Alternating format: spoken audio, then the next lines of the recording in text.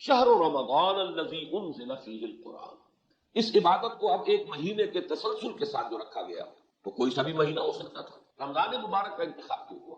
فرمایا رمضان کا مہینہ وہ ہے جس میں قرآن نازل کیا گیا، نزول قرآن کا آغاز ہوا شب قدر میں، اور وہ شب قدر رمضان مبارک ہی کی ایک شب ہے۔ اور یہ بھی رائے ہے کہ پورا قرآن لوح محفوظ سے سمائے دنیا تک جو پہلا آسمان ہے وہاں اتار دیا گیا تھا، پھر وہاں سے حضرت جبرائیل علیہ السلام تھوڑا تھوڑا، جیسا کہ حکمت خداوندی میں معین تھا، تدریجاً نجمن نجمن قرآن کا نازل کرنا اس طرح اتارتے رہے۔ بہرحال رمضان مبارک کے انتخاب کی بنیاد یہ ہے کہ یہ نزول قرآن کا مہینہ ہے۔ اس کے بعد قرآن حکیم کی عظمت کا بیان آیا تین الفاظ کے حوالے سے۔ یہ قرآن کیا بنا کر اتارا گیا ہے؟ ہدی للناس، نمبر ایک، تمام انسانوں کے لیے ہدایت ہے، رہنمائی ہے۔ یہ رہنمائی علمی بھی ہے، فکری بھی ہے، نظری بھی ہے اور عملی بھی ہے۔ عملی اعتبار سے انفرادی زندگی کے لیے بھی ہے، اجتماعی زندگی کے لیے بھی، انسانی زندگی کے تمام گوشوں کے لیے رہنمائی، اور ایک مکمل انسان کے لیے رہنمائی، پورے انسان کے لیے رہنمائی، اس لیے کہ انسان میں فکر بھی ہے، اس میں عقل بھی ہے، اس کی قوت نظری بھی ہے، تو اس کے لیے بھی رہنمائی درکار ہے۔ پھر اس کا عمل کا معاملہ ہے، کیا کرے کیا نہ کرے، قدم قدم پر دو راہیں آ جاتے ہیں، کدھر جائے کدھر نہ جائے، ذرا بھٹک گئے تو بات بہت دور پہنچ جائے گی، لہذا قدم قدم پر اسے عملی رہنمائی کی ضرورت ہے، انفرادی سطح پر بھی، اجتماعی سطح پر بھی۔ تو قرآن کی شان یہ ہے کہ ہدی للناس، وہ لوگوں کے لیے ہدایت بنا کر اتارا گیا۔ اس کا تقابل کر لیجئے، سورہ بقرہ کی شروع میں ہے ہدی للمتقین، یہ رہنمائی ہے، ہدایت ہے ان لوگوں کے لیے جن میں بچنے کی خواہش ہے، جو غلطی سے بچنا چاہتے ہیں، جو برائی سے بچنا چاہتے ہیں، جن کی اخلاقی حس بیدار ہے، زندہ ہے، وہ لوگ ہیں متقی۔ تو ان دونوں میں ربط یہ ہوا کہ قرآن اپنی جگہ تو تمام انسانوں کے لیے ہدایت ہے، لیکن اس کی ہدایت سے استفادے کے لیے شرط ہے تقویٰ۔ تقویٰ ہوگا تو انسان استفادہ کرے گا، ورنہ سورہ بقرہ ہی کے تیسرے رکوع میں فرمایا یضل بہ کثیرا ویہدی بہ کثیرا۔ اس قرآن کی ایک شان یہ بھی ہے کہ اللہ تعالیٰ اسی کے ذریعے سے بہتوں کو ہدایت دیتا ہے اور اسی کے ذریعے سے بہتوں کو گمراہ کر دیتا ہے۔ دل میں اگر کجی ہے، انسان اپنے نفس سے مغلوب ہے، عقل انسانی پر شہوات اور خواہشات اور جذبات کے پردے پڑے ہوئے، تو قرآن مجید سے بھی اسے ہدایت نہیں ملے گی بلکہ ضلالت ملے گی، گمراہی ملے گی۔ ہاں اگر دل کے اندر نیکی کی طرف ایک رجحان پیدا ہو چکا ہو، طلب پیدا ہو چکی ہو، میں جاننا چاہتا ہوں میں کیا کروں، جیسے کہ حضرت زید کے بارے میں آتا ہے، ان کا انتقال حضور پر وحی کے آغاز سے قبل ہو گیا۔ ان کے بیٹے تھے حضرت سعید ابن زید جو عشرہ مبشرہ میں، حضرت عمر کے بہنوئی، حضرت عمر کی ہمشیرہ فاطمہ بنت خطاب، وہ ان کے نکاح تھے۔ تو ان سعید کے والد جو تھے زید، وہ موحد کامل ہو چکے تھے، اپنے غور و فکر اور عقل سلیم اور فطرت سلیمہ کی رہنمائی میں موحد کامل۔ لیکن اب کیا کروں، اللہ کی پرستش کیسے کروں، عملی رہنمائی تو میرے پاس نہیں ہے، کوئی کتاب موجود نہیں تھی۔ لہذا ان کے بارے میں آتا ہے کہ وہ کعبے کے پردے پکڑ پکڑ کر دعا کیا کرتے تھے، اللہ میں صرف تیری بندگی کرنا چاہتا ہوں لیکن نہیں جانتا کیسے کروں۔ جن لوگوں میں یہ طلب اور یہ طرف پیدا ہو چکی تھی، سوچئے ان کے لیے بعثت محمدی علیہ صاحب الصلاۃ والسلام اور نزول قرآن کتنی بڑی نعمت تھی۔ وہ تو ایسے ہی ہے جیسے پیاسے کو پانی مل جائے۔ آپ کو معلوم ہے کہ پیاسے کے لیے کوہ نور ہیرا جو ہے اس کے اندر کوئی اہمیت نہیں ہے، اسے تو پانی کا گھونٹ چاہیے۔ تو جب ہدایت کی طلب پیدا ہو جاتی ہے تو اس کے لیے تو ہدایت ہی سب سے بڑی بات ہے۔ تو پہلی بات تو یہ نوٹ کر لیجئے، ہدی للناس۔ دوسری بات فرمائی وبینات من الہدی والفرقان، ہدایت فلسفیانہ انداز میں بھی ہو سکتی ہے، لیکن قرآن مجید بینات کی شکل میں نازل ہوا ہے، روشن واضح۔ فطرت سلیم ہو انسان کی، فوراً لپک کر قبول کر لے گا کہ دیکھنا تقریر کی لذت کی، جو اس نے کہا میں نے یہ جانا کہ گویا یہی میرے دل میں۔ بینات من الہدی والفرقان، رہنمائی اور فرق کر دینے والی شے، یہ حق ہے، یہ باطل ہے، یہ صحیح ہے، یہ غلط ہے، یہ راستہ فلاح کی طرف لے جانے والا ہے، یہ راستہ خسارے اور بربادی کی طرف لے جانے والا ہے۔ یہ صلاحیت اور تمیز قرآن مجید کے ذریعے پیدا ہوئی۔ تو ہدایت اور حق و باطل کے مابین فرق و امتیاز کی بینات بن کر قرآن نازل ہوا۔ اب فرمایا فمن شہد منکم الشہر فلیصم، اب یہ فا جو یہاں پر ہے یہ یوں سمجھیے کہ اس نے جوڑ دیا ہے، اس وجہ سے کہ قرآن نزول کے رمضان مبارک نزول قرآن کا مہینہ ہے، جو کوئی بھی تم میں سے اس مہینے کو پائے اور اس میں مقیم ہو، اس پر لازم ہے، فرض ہے کہ وہ اس کے روزہ رکھے۔ لیکن یہ کہ اس کے بعد بھی ایک رعایت برقرار رکھی، کیونکہ یہ کتاب فطرت ہے، ہماری شریعت جو ہے فطرت انسانی کے مطابقت کے ساتھ ہے۔ فمن کان منکم مریضا او علی فمن کان مریضا او علی سفر فعدۃ من ایام اخر، دوہرا کر لے آئے اس بات کو کہ وہ رعایت جو ہے اعلیٰ حال ہی حسب ثابت برقرار ہے، جو بیمار ہو یا سفر پر ہو وہ تعداد پوری کرے دوسرے دنوں میں. لیکن وہ جو رعایت تھی کہ چاہے صحت مند بھی ہے انسان لیکن روزہ نہ رکھے تو کفارے کے طور پر، فدیے کے طور پر ایک مسکین کو کھانا کھلا دے، یہ رعایت وڈرا کر دی گئی، یہ اب نہیں ہے. امام راضی نے بڑی خوبصورت اصطلاح استعمال کی ہے اس مقام پر، وجوب علی التخییر، کہ ایک تو وجوب ہوتا ہے جس میں اختیار دیا جائے، واجب ہے لیکن چاہے یہ چاہے وہ، ایک آلٹرنیٹو ہے موجود. روزہ واجب ہے لیکن اس کا ایک آلٹرنیٹ بھی ہے کہ نہ رکھو تو تم اس کے لیے ایک مسکین کو کھانا کھلا دو. لیکن اب یہ وجوب جو ہے یہ وجوب عینی ہے کہ اب روزہ ہی رکھنا پڑتا. یرید اللہ بکم اليسر ولا یرید بکم العسر، وہ رعایت کیوں برقرار رکھی بیماری اور سفر کی کہ اللہ تعالیٰ تمہارے ساتھ آسانی چاہتا ہے، تنگی نہیں چاہتا. لیکن وَلِتُكْمِلُوا الْعِدَّةَ، اب تعداد لازماً پوری کر دیں گے. وَلِتُكَبِّرُوا اللَّهَ عَلَىٰ مَا هَدَاكُمْ، اور تاکہ تم اللہ کی بڑائی کرو اس ہدایت پر جو اس نے تمہیں دی، وَلَعَلَّكُمْ تَشْكُرُونَ، اور تاکہ تمہارے اندر شکر پیدا ہو. اب میں در حقیقت اسی حصے کی جو ہے زیادہ وضاحت کرنا چاہتا ہوں. پہلا تو ربط یہ سمجھ لیجئے کہ روزے سے تقویٰ پیدا ہوتا ہے، یہ تو پہلی آیت سے ثابت ہو گیا. اور تقویٰ شرط ہے قرآن سے ہدایت اخذ کرنے کی. لہذا ماہ رمضان مبارک میں یہ دو عبادتیں جمع کرتی ہیں. دن میں روزہ رکھو تاکہ کچھ تقویٰ پیدا ہو، کچھ پیدا ہو، تھوڑا ہو کچھ تو ہو. اور رات کو اب کھڑے رہو اور سنو قرآن کو اور جذب کرو تاکہ تمہارے اندر اس کی عظمت کا صحیح ادراک ہو، تم اسے پہچان سکو کہ کتنی بڑی نعمت ہے. اس کو یوں سمجھیے کہ اگر کوئی شخص بے ہوش پڑا ہے تو چاہے ڈی ہائیڈریشن بھی ہے، پانی کی کمی، اسے تو احساس ہی نہیں، لیکن ذرا ہوش میں آ جائے تو فوراً پکارے گا پانی پانی پانی. اور اب اگر اسے پانی دیا جائے تو اسے معلوم ہوگا کہ پانی کتنی بڑی دولت ہے. یہ تین مرحلوں میں بات کو سمجھ. اگر روح انسانی دبی ہوئی ہے حیوانی وجود کے نیچے بوجھ کرے تو گویا کہ بے ہوش ہے، اسے اپنی ضرورت کا بھی احساس نہیں. روزے سے وہ حیوانیت کا بوجھ اور ثقل کم ہوا تو وہ ذرا ہوش میں آئی. ہوش میں آئی تو اب اس کے اندر طلب پیدا ہوئی، ہدایت آئی، معرفت، قرب الہی. روح تو در حقیقت یہی دو چیزیں چاہتی ہے، یہی اس کی غذا ہے. جیسے ہمارے جسم کے لیے غذا ہے، ہم کھانا کھاتے ہیں، وہ غذا بھی وہیں سے آتی ہے جہاں سے ہمارا یہ جسم آیا ہے. اسی مٹی سے، اسی زمین سے یہ جسم بنا ہے، وہیں سے غذا آ رہی ہے. نباتات جو حیوانات ہیں سب ان کا سورس کیا ہے؟ یہی زمین. گندم وہیں سے اگ رہی ہے، چاول وہیں سے اگ رہے ہیں. پھر یہ کہ بکری کا گوشت جو آپ نے کھایا ہے تو کس سے بن رہا ہے؟ بکری بھی وہی گھاس کھا رہی ہے، وہی پتے کھا رہی ہے، دوسری زمین سے اگ رہے ہیں. تو جہاں سے ہمارا یہ خاکی وجود آیا ہے، حیوانی وجود، وہیں سے اس کی غذا آ رہی ہے. روح کی غذا وہیں سے آ رہی ہے جہاں سے وہ روح آئی ہے. یسألونک عن الروح قل الروح من امر ربی، یہ تو امر رب ہے. حال ہی میں ہمارا تعارف ہوا ہے، شاہ صاحب ہے، بزرگ شخصیت ہے، بہت ان کے مرید ہیں، عبدالرؤوف شاہ صاحب، اگی ہے جگہ مانسیرا سے ذرا آگے، وہاں کے رہنے والے ہیں. وہ بڑی پیاری بات کہا کرتے ہیں کہ یہ روح اور قرآن یہ تو ایک ہی گاؤں سے آئے ہیں. جیسے آپ کو معلوم ہے کہیں پردیش میں اگر کوئی جاننے والا مل جائے آپ کو اپنے شہر کا، گاؤں کا کوئی آدمی نظر آ جائے، کیسے لپکتے ہیں آپ کو. اسی طریقے سے جہاں سے روح آئی ہے وہیں سے یہ قرآن آیا. اس اعتبار سے روح کی غذا اور تقویت اور تغذیہ کا سامان قرآن. جب تک روح بے ہوش ہے اسے احساس نہیں. روزے نے اسے ذرا بیدار کیا ہے، اس لیے کہ اس پر حیوانیت کا جو دباؤ ہے وہ کم ہو گیا. اب جیسے ہوش میں آتے ہی آدمی پانی مانگتا ہے، ایسے ہی وہ روح جو ہے وہ اپنا تقاضا جو ہے وہ اس کے اندر بیدار ہوا. اب قرآن نازل ہوگا تو اس کی عظمت اور قدر و قیمت کا احساس ہوگا.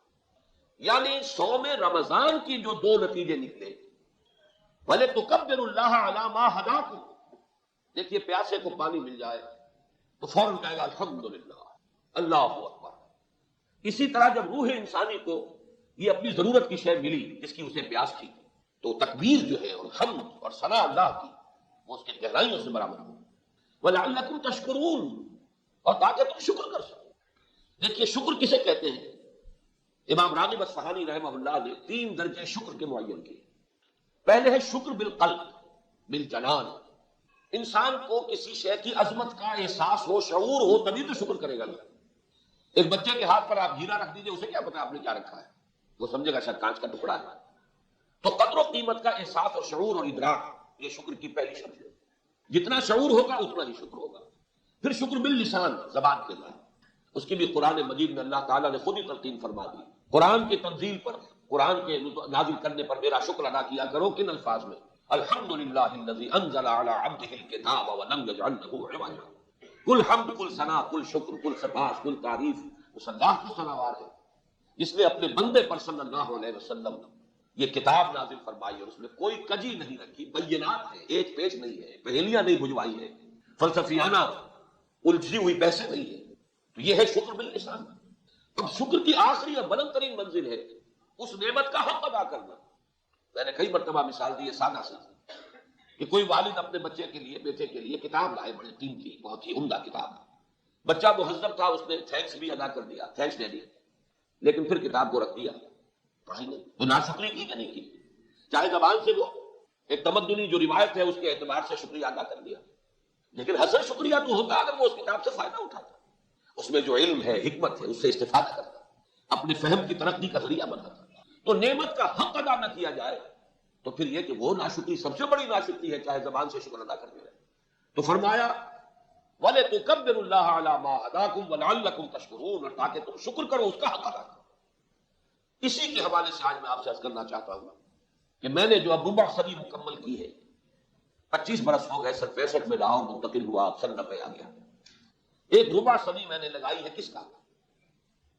دعوت رجوع الی القرآن, قرآن کی طرف لوگوں کو متوجہ کرنا, راغب کرنا. قرآن کو پڑھو, قرآن کو سمجھو, قرآن پر عمل کرو, قرآن کے مبلغ بن جاؤ, داعی بن جاؤ. اور اس کا آغاز میں نے کیا تھا جب مجھے مسجد خضرہ سمن آباد میں جمعے کے خطاب کی دعوت ملی کہ یہاں جمعے میں آپ تقریر کیا کریں. پہلے 2 جمعوں میں میں نے جو تقریر کی وہ یہ کتاب چاہے مسلمانوں پر قرآن مجید کے حقوق, اس نعمت کا حق کیا ہے ہم پر, ہم اس کا حق ادا کر رہے ہیں کہ نہیں, کیا اس کا حق یہی ہے. اس وقت زمانے میں صدر ایوب کا دور حکومت تھا اور 1400 سالہ جشن نزول قرآن منایا جا رہا تھا. سونے کے تاروں سے قرآن مجید لکھنا شروع کیا گیا, قرات کی محفلیں منعقد ہو گئی. وہ شاید قرآن مجید رکھا ہوا ہے وہاں جہاں کبھی وہ بت ہوتا تھا ملکہ کا, اسی جگہ پر. میں نے تو جا کر زیارت نہیں کی آج تک, لیکن غالباً ہے, شاید بہت وزنی ہے, 40 من اس کا وزن ہے, واللہ عالم. لیکن کیا قرآن کا حق یہ ہے؟ صحابہ کرام کے پاس تو سونے کے تار کیا تانبے کے تار کا لکھا ہوا قرآن بھی نہیں تھا, چھپا ہوا قرآن بھی ایسا نہیں تھا کسی کے پاس. انہوں نے اس کا حق پہچانا کچھ اور, ہم نے یہ کھیل جو ہے وہ ایجاد کر دی ہے, یہ مشغلے ہیں, یہ چٹکلے ہیں عوام کو بہکانے کے. تو اس وقت میں نے تقریر کی تھی کہ سوچو کہ قرآن کا اصل حق کیا ہے. پھر یہ کہ اللہ تعالیٰ کی طرف سے رہنمائی ہوتی ہے, اللہ کو کچھ کام لینا تھا ہم سے, لہذا ایسی تقریر کرا دی کہ واقعہ یہ ہے کہ جس نے اس کتابچے کو پڑھا ہے اس نے نہایت تحسین آمیز کلمات کہے. ایک جنرل فوجی ناصر صاحب کے زمانے میں وہ غالباً کمانڈر ان چیف تھے. اس کا جو عربی میں ترجمہ ہوا ہے وہ میرے چھوٹے بھائی نے جدے میں ملاقات ہوئی تھی ان کو پیش کیا. اس کو پڑھ کر انہوں نے اپنا جو ایک تاثر تھا وہ ایک جملے میں بیان کیا کہ مجھے یقین ہے جس نے یہ کتاب لکھی ہے وہ کبھی گمراہ نہیں تھا. اور میں حیران ہوا کہ در حقیقت یہ حدیث نبوی کی ترجمہ نہیں ہے. من دعا الیہ فقد ہدی الی صراط مستقیم, جو کوئی اس قرآن کی طرف دعوت دے گا اس کی ہدایت ہو گئی صراط مستقیم, کسی اور کو ہدایت ہو نہ. بہرحال اس میں نے 5 حقوق معین کیے تھے. سب سے پہلا حق یہ ہے کہ اس قرآن کی عظمت اپنے دل میں پیدا کرے اور یہ یقین پیدا کرے کہ یہ اللہ کا کلام ہے. یہیں سے یوں سمجھیے کہ ساری گاڑی یہیں سے چلے گی. اگر یقین ہی نہیں ہے تو بس ایک متوارث عقیدہ ہے, جیسے دنیا میں اور کتابیں ہیں, لوگ سمجھتے ہیں کہ یہ آسمانی ہے, ایسے ہم سمجھتے ہیں آسمانی کتاب ہے, لیکن رکھی ہوئی ہے, اچھا دستان چڑھا دیا ہے, اونچائی پر رکھ دیا ہے, اللہ نہ خیر فرمائے, کہیں گر جائے خدا نے خواستہ تو اس کے برابر گردن تول کر صدقہ کر دیں گے. بس یہ تعظیم ہے. اصل تعظیم کیا ہے؟ یہ یقین پیدا ہو جائے دل میں کہ یہ اللہ کا کلام ہے. پھر اس کی جو عظمت سامنے آئے گی, پھر معلوم ہوگا کہ اب اس کو پڑھنے کا شوق خود اندر سے پیدا ہوگا. جب تک یہ یقین پیدا نہیں ہوتا, وہ جو علامہ اقبال نے کہا کہ یقین پیدا کرے نادا, یقین سے ہاتھ آتی ہے وہ درویشی کی جس کے سامنے جھکتی ہے فخوری. تو پہلی بات یہ ہے کہ یقین پیدا ہو ہمارے اندر. اس میں سوال پیدا ہو سکتا ہے وہ یقین کیسے پیدا ہوگا؟ قرآن پر یقین کسی خارجی ذریعے سے پیدا نہیں ہو سکتا. قرآن پر یقین قرآن کے ذریعے ہی پیدا ہوگا. آپ اسے پڑھیں گے اور آپ کو اپنے دل کے اندر سے گواہی نکلتی محسوس ہوگی کہ ہاں یہ میری فطرت کی آواز ہے, میری فطرت کی پکار ہے. آپ کی روح پہچان لے گی یہ میرے ہی گاؤں سے آیا. یہ روح کا پہچان لینا جو ہے یہی در حقیقت یقین ہے. جس قدر یہ معرفت اندر ہوگی اتنا ہی اب اس کے بقیہ حقوق جو ہے عملی, اب ان کو ادا کرنے کے لیے گویا کہ زمین ہموار ہوگی. اس میں سب سے پہلے میں نے وہ آیت بھی کوٹ کی ہے, اس قدر پیاری آیت ہے, آمن الرسول بما انزل الیہ من ربہ والمؤمنون. ایمان لائے رسول صلی اللہ علیہ وسلم اس شے پر جو ان پر نازل کی گئی ان کے رب کی طرف سے, اور ایمان لائے اہل ایمان. تو اس قرآن پر سب سے پہلے ایمان لانے والے محمد رسول اللہ صلی اللہ علیہ وسلم. روح محمدی نے پہچانا ہے کہ ہاں یہ وہیں سے آیا ہے کلام جہاں سے میں آئی. اب اگر یہ ایمان ہمارے اندر پڑھتا چلا جائے تو اس کا دوسرا نتیجہ کیا نکلے گا؟ اب اس کو پڑھنے کے لیے طبیعت خود بخود بھائی. الذین آتیناہم الکتاب یتلونہ حق تلاوتہ, جنہیں ہم کتاب عطا فرماتے ہیں وہ اس کی تلاوت کرتے ہیں جتنا کہ اس کی تلاوت کا اور جیسا کہ اس کی تلاوت کا حق. تلاوت کے حق کے کچھ ظاہری آداب بھی ہیں. آدمی ادب کے ساتھ بیٹھے، باوضو بیٹھے، قبلہ رو بیٹھے، نیت کو صاف کرے، کتاب ہدایت سمجھے، ارادہ کر لے جو یہ کتاب کہے گی وہ کروں گا، جس چیز سے روک دے گی روک دوں گا، رک جاؤں گا. یہ تمام آداب ہیں. پھر اس کے صحیح مخارج سے اس کو ادا کرے. یہ نہ ہو کہ عین اور حمزہ میں فرق نہیں، اور سین اور شین میں فرق نہیں، اور کاف اور قاف میں فرق نہیں. پھر یہ کہ جتنی اللہ توفیق دے اس کو یاد کرے. سب سے بڑی دولت یہ ہے جتنا بھی قرآن کسی کے سینے میں محفوظ ہے اس سے بڑی دولت کوئی نہیں. پھر یہ کہ سب سے بڑا اس کا پڑھنے کا جو اعلیٰ ترین جو وقت ہے اور جو سب سے زیادہ بابرکت ہے وہ رات کے وقت، فرض نمازوں میں فجر کا وقت، قرآن الفجر ان قرآن الفجر کان مشہودا. اور اس سے بھی زیادہ جن کو اللہ تعالیٰ ہمت دے وہ رات کو جاگے تہجد ادا کرے. وَمِنَ اللَّيْلِ فَتَهَجَّدْ بِهِ نَافِلَةً لَكَ. رات کے ایک حصے میں اس قرآن کے ساتھ جاگا کرو، کھڑے رہا کرو. وَمِنَ اللَّيْلِ إِلَّا قَلِيلًا نِصْفَهُ وَانْقُصْ مِنْهُ قَلِيلًا أَوْ زِدْ عَلَيْهِ وَرَتِّلِ الْقُرْآنَ تَرْتِيلًا. تیسرا حق اس کا جو اس کا منطقی نتیجہ ہے اگلا، صرف پڑھنا تو نہیں، اس کو سمجھنا بھی تو درکار ہے. اور سمجھنے کے دو مرحلے ہیں. ایک ہے عام آدمی کا سمجھ لینا، اس سے نصیحت اخذ کر لینا. یوں سمجھیے کہ اس سے جو اصل سبق ہے وہ حاصل ہے. جیسے کبھی بچپن میں کہانیاں ہم پڑھتے تھے یا لکھتے تھے تو آخر میں اس سٹوری کا مورل لیسن کیا ہے، اس سے کیا چیز ہمیں معلوم ہوئی، سبق کیا حاصل ہوا. تو قرآن کا اصل سبق کیا ہے اس کو اس سے کشید کر دیا. اور اللہ تعالیٰ نے اس کتاب کی عجیب شان رکھی ہے کہ اس کا اصل سبق بڑی آسانی سے انسان کو حاصل ہوگا. معمولی عربی آتی ہو، ترجمے کا واسطہ درمیان میں نہ ہو. ترجمے سے جب آپ پڑھتے تسلسل نہیں رہتا، اس لیے کہ ابھی آپ نے اصل عبارت پڑھی. پھر قرآن جو ہے قرآن سے سبق اور نصیحت اخذ کر لینے کے لیے بھی اتنی عربی ضرور ہونی چاہیے کہ آپ روانی کے ساتھ پڑھ رہے ہیں اور اس کا مفہوم آپ کے ذہن اور قلب پر اترتا چلا جائے. اسی کو کہا اقبال نے، تیرے ضمیر پہ جب تک رہو نزول کتاب، گرا کشا ہے ناراضی نہ صاحب کشا. لیکن اگلا مرحلہ ہے سمجھنے کا تدبر. تدبر کہتے ہیں گہرے غور و فکر. پہلے مرحلے کے لیے قرآن خود کہتا ہے، 5 دفعہ کہا ہے، 5 یا 4 مرتبہ سورہ قمر میں، وَلَقَدْ يَسَّرْنَا الْقُرْآنَ لِلذِّكْرِ فَهَلْ مِن مُدَّكِرٍ. تذکر نصیحت اخذ کرنے کے لیے تو ہم نے قرآن کو بہت آسان بنا دیا. تو ہے کوئی جو اس سے نصیحت اخذ کرنا چاہے؟ بہت سے حضرات کو شاید یاد آ گیا، میں اس کی ایک مثال دیا کرتا ہوں کہ سمندر میں آپ کو معلوم ہے تیل بردار جہاز چلتے ہیں، کوئی ٹینکر اگر اس میں سے اگر تیل جو ہے لیک کر جائے تو تیل جو ہے سطح سمندر کے اوپر ہی رہتا ہے، نیچے نہیں جاتا. تو سمندر کی گہرائی تو بہت ہے، 6 میل ہے کہ 8 میل ہے کہ 5 میل ہے گہرا، لیکن تیل تو اس کی سطح پر ہے. تو قرآن تدبر کے اعتبار سے تو انتہائی گہرا ہے، اس کی کوئی طے ہے ہی نہیں، لیکن اس کا جو سبق ہے وہ اس کی سطح پر موجود ہے. وہ تمثیل بہترین. تیل اس کا جو ہے اصل، اس کا روغن جو اس کا اصل حاصل ہے، لب لباب ہے، وہ اس کی سطح پر ہے.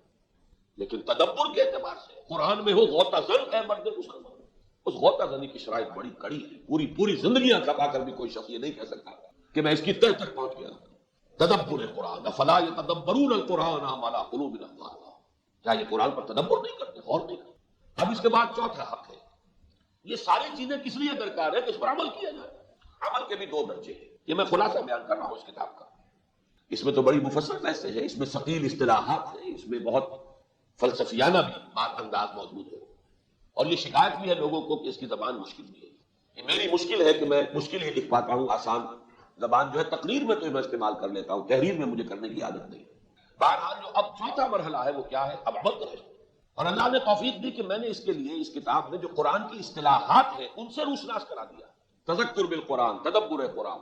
اسی طریقے سے عمل بالقرآن کی 2 اصطلاحات ہیں. حکم بالقرآن یعنی انسان کی رائے قرآن کے ساتھ ہم آہنگ ہو جائے. جو قرآن کہتا ہے وہی میرا فیصلہ، جو قرآن کہتا ہے وہی میری رائے. رائے ہی سے عمل ہوتا ہے. پہلے آپ کی کوئی رائے بنتی ہے اور پھر اس رائے کے مطابق آپ کا عمل ہوتا ہے. آپ کی رائے ہے یہ سودا اچھا ہے، آپ سودا کر لیں گے. آپ کی رائے نہیں بھائی اس میں رسک زیادہ ہے، آپ وہ سودا نہیں کریں گے. تو رائے بن جائے انسان کی قرآن کے مطابق، ہر رائے وہ قرآن ہی سے دے رہا ہو. جیسے اس حدیث میں جس کا آخری ٹکڑا میں نے ابھی آپ کو سنایا، من دعا الیہ فقد ہدی الی صراط مستقیم، اس میں یہ من حکم بہ عدلا، جس نے تو رائے قائم کی اور فیصلہ دیا اس قرآن کے ذریعے، اس نے عدل کی. ایک اس سے بھی زیادہ جامع اصطلاح ہے اقامت قرآن. قرآن کو قائم کرو. اقیموا التوراۃ والانجیل کہا گیا اہل کتاب سے، یا اہل الکتاب لستم علی شیء حتی تقیموا التوراۃ والانجیل. اہل کتاب تمہاری کوئی بنیاد نہیں، جڑ نہیں جب تک کہ تم تورات اور انجیل کو قائم نہیں کرتے. یعنی اس کا پورا نظام جو ہم نے احکام دیے انہیں نافذ کرو. تو قرآن مجید ایک نظام حیات لیے ہوئے ہیں. اس میں احکام ہے، فوجداری کے احکام ہے، دیوانی احکام ہے، مالی امور سے متعلق احکام ہے، آئینی قوانین ہے. بڑے تفصیلی رات ہی ہم نے وہ 4 رکوع پڑھے ہیں دورہ ترجمہ قرآن میں. یہ سب کس لیے ہے؟ صرف تلاوت کر کے ثواب حاصل کرنے کے لیے، یا انہیں نافذ کرنا ہے، ان کو قائم کرنا ہے. پورا نظام عدل و قسط جو قرآن نے دیا اسے برپا کرنا ہے. تو عمل بالقرآن کے یہ 2 حصے ہو گئے. انفرادی سطح پر حکم بالقرآن، میری رائے وہی ہو جو قرآن کی ہو، تو میرا عمل جو ہے قرآن کے مطابق ہو گیا. اور اقامت قرآن، قائم کرو اس قرآن کو، یعنی قرآن کے نظام کو جو قرآن نے دیا ہے، تو اس کی جد و جہد کرو، اس کے لیے تن من دھن لگا دو، اس کے لیے جان دینی پڑے تو جان دو. اور آخری حد اس قرآن کا کیا ہے؟ تبلیغ و تبیین، اس کو واضح کرنا اور لوگوں تک پہنچانا. یہ اللہ کا کلام ہے، لوگوں کی ہدایت کے لیے نازل ہوا ہے، لیکن انہیں پہنچایا جائے گا تبھی تو امکان ہے کہ وہ اسے اختیار کریں اور قبول کریں. خدا نہ خواستہ اگر محمد رسول اللہ اس کو نہ پہنچاتے تو کیسے ایمان لے آتے صحابہ؟ کیسے اسلامی انقلاب برپا ہوتا؟ کیسے ذہن بدلتے؟ کیسے سیرتیں بدلتی؟ کیسے کردار بدلتے؟ کیسے نظام بدلتا؟ اس پورے پروسیس کو تبلیغ سے شروع کیا. پہنچاؤ، یا ایھا الرسول بلغ ما انزل الیک من ربک، اے رسول پہنچا دو جو کچھ کے نازل کیا گیا ہے آپ کی طرف، آپ کے رب کی طرف سے. یہ فرض ہے محمد رسول اللہ صلی اللہ علیہ وسلم. لیکن جیسا کہ آپ کو معلوم ہے، ہم اس پر فخر بھی کرتے ہیں کہ حضور کی بعثت تو ہے تمام نوع انسانی کی طرف، اور تا قیامت تک، یعنی ٹائم اینڈ سپیس دونوں کے اعتبار سے لامتناہی ہے یہ قرآن مجید اور حضور کی بعثت. ایک تو ہے ہدی للناس، تمام نوع انسانی کے لیے، اور پھر یہ کہ ہمیشہ کے لیے تا قیامت اب یہی ہدایت نامہ ہے. بقول علامہ اقبال، نوع انسان را پیام آخری حامل رحمت للعالمین. حضور کی شان یہ ہے کہ آپ رحمت للعالمین ہیں، اور یہ قرآن یہ ہدی للعالمین بن کر نازل ہوا. تو اب پہنچانا ہوگا نا. اسی لیے خطبہ حجۃ الوداع کے اختتام پر حضور نے پہلے تو صحابہ جو موجود تھے ان سے اقرار کروا لیا، الا بلغت، لوگوں میں نے پہنچا دیا کہ نہیں؟ اور سب نے جب کہا بیک زبان، انا نشہد انک قد بلغت وادیت ونصحت، کہا حضور ہم گواہ ہیں، ہم گواہی دیتے ہیں آپ نے حق تبلیغ ادا کر دیا، حق نصیحت ادا کر دیا، حق امانت ادا کر دیا. پھر آپ نے آسمان کی طرف نگاہ اٹھائی، بارگاہ خداوندی میں عرض کیا، اللہم اشہد، اے اللہ تو بھی گواہ رہے، میرے کندھے سے یہ بوجھ اتر گیا، میں نے انہیں تیرا کلام پہنچا دیا. لیکن اب آئندہ کے لیے حکم دیا، فلیبلغ الشاہد الغائب، اب پہنچائیں وہ جو یہاں ہے ان کو جو یہاں نہیں ہے. اب یہ کندھے سے میرے یہ بوجھ اتر کر تمہارے کندھوں